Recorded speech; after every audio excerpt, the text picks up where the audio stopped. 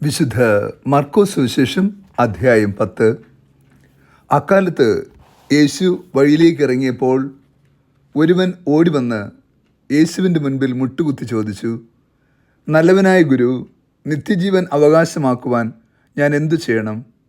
യേശു അവനോട് ചോദിച്ചു, എന്തുകൊണ്ടാണ് നീ എന്നെ നല്ലവൻ എന്ന് വിളിക്കുന്നത്? ദൈവം ഒരുവനല്ലാതെ നല്ലവനായി ആരുമില്ല.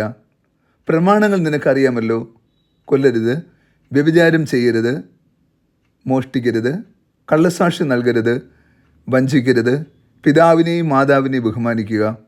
അവൻ പറഞ്ഞു, ഗുരു, ചെറുപ്പം മുതൽ ഞാൻ ഇതെല്ലാം പാലിക്കുന്നുണ്ട്. യേശു സ്നേഹപൂർവ്വം അവനെ കടാക്ഷിച്ചുകൊണ്ട് പറഞ്ഞു, നിനക്ക് ഒരു കുറവുണ്ട്. പോയി നിനക്കുള്ളതെല്ലാം വിറ്റ് ദരിദ്രർക്ക് കൊടുക്കുക.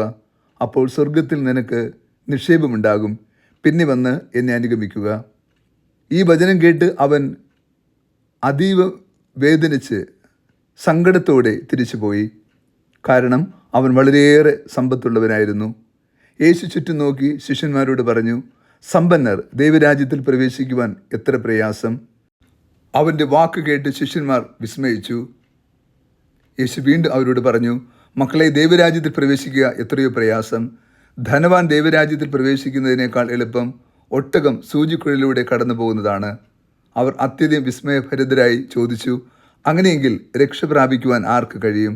യേശു അവരെ നേരെ നോക്കി പറഞ്ഞു, മനുഷ്യർക്ക് ഇത് അസാധ്യമാണ്, ദൈവത്തിന് അങ്ങനെയല്ല. അവിടത്തേക്ക് എല്ലാം സാധ്യമാകും. ഈശോയിൽ ഏറ്റവും സ്നേഹമുള്ള പ്രിയ ദൈവമക്കളെ, ഈ വിശുദ്ധ പ്രഭാതത്തിൽ നാം ദൈവത്തിരുസന്നിധിയിൽ പ്രാർത്ഥനാപൂർവമായിരിക്കുമ്പോൾ നിത്യജീവൻ്റെ കൃപാവരം ധ്യാനിക്കാം. ഒരു യുവാവാണ് യേശുവെ സമീപിക്കുക. നിത്യജീവൻ പ്രാപിക്കാൻ ഞാൻ എന്ത് ചെയ്യണം എന്ന ചോദ്യവുമായി. യേശു അവനെ നയിക്കുന്നത് ദൈവകൽപ്പനകളിലേക്കാണ്. പ്രമാണങ്ങൾ നിനക്കറിയാമല്ലോ, അത് പാലിക്കുക. അവൻ ചെറുപ്പം മുതൽ അവയെല്ലാം പാലിക്കുന്നു എന്ന് പറയുമ്പോൾ യേശു അവന് സ്നേഹപൂർവ്വം കടാക്ഷിച്ചുകൊണ്ട് പറയുന്നു, മോനെ, നിനക്കൊരു കുറവുണ്ട്.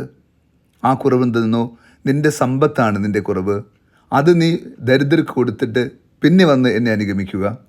ആ വാക്ക് കേട്ട് അവൻ വേദനയോടുകൂടി തിരിച്ചുപോയി എന്നാണ് സുവിശേഷത്തിൽ എഴുതിയിരിക്കുക. യഥാർത്ഥത്തിൽ ഈ യുവാവ് യേശുവിൻ്റെ അരികിൽ വന്നത് വേദനയോടുകൂടിയാണ്.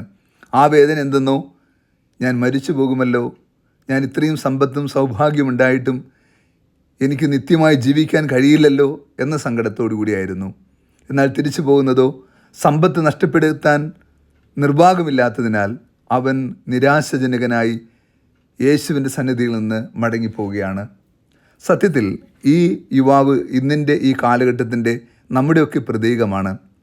നാം നിയമങ്ങൾ അനുഷ്ഠിക്കുന്നു, ആചാര അനുഷ്ഠാനങ്ങൾ നടത്തുന്നു, നിയമം പാലിച്ച് ജീവിക്കുന്നു എന്നൊക്കെ പറഞ്ഞ് സ്വയം ന്യായീകരിക്കാറുണ്ട്. എന്നാൽ ഓർക്കുക, യഥാർത്ഥത്തിൽ നിത്യജീവൻ അർഹത ലഭ്യമാകത്തക്ക വിധമാണോ നാം ജീവിക്കുന്നത്? ചിലതെല്ലാം ഉപേക്ഷിക്കാതെ, ചിലതൊക്കെ നിഷേധിക്കാതെ നമുക്ക് നിത്യസ്വർഗം സ്വന്തമാക്കാൻ കഴിയില്ല എന്ന് ക്രിസ്തു ഇന്നത്തെ സുവിശേഷം വഴി ഓർപ്പെടുത്തുന്നു. നാം ചിലതൊക്കെ ദൈവത്തെ മറന്ന്, സമൂഹത്തെ, സഭയെ മറന്ന്, സഹോദരങ്ങളെ മറന്ന് നമുക്ക് വേണ്ടി മാത്രമായി കരുതുമ്പോൾ അത് നിത്യജീവൻ നഷ്ടം വരുത്തുവാൻ കാരണമാകുമെന്ന് സുവിശേഷം ഓർപ്പെടുത്തുന്നു. യുവാവ് സങ്കടത്തോടുകൂടി തിരികെ പോയതുപോലെ ഈ കാലഘട്ടത്തിൽ നാം തിരികെ പോകേണ്ടവരല്ല എന്ന തിരിച്ചറിവുണ്ടാകണം.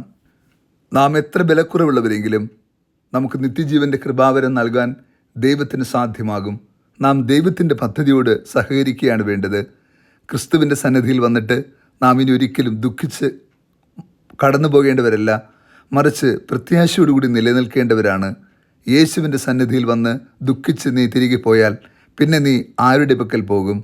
ക്രിസ്തുവിൽ മാത്രമേ നിത്യജീവൻ്റെ കൃപാവരവും അതിൻ്റെ പൂർണ്ണതയുമുള്ളൂ. ആകയാൽ ക്രിസ്തുവിൻ്റെ മനസ്സിനൊത്ത് ജീവിക്കുവാൻ വേണ്ട കൃപാവരത്തിനായി പ്രാർത്ഥിക്കാം. കർത്താവ് നിങ്ങളോട് കൂടെ. സർവശക്തനായ ദൈവം, പിതാവും പുത്രനും പരിശുദ്ധാത്മാവും നമ്മെ സമൃദ്ധമായി അനുഗ്രഹിച്ച് ആശീർവദിക്കുമാറാകട്ടെ. ആമേൻ.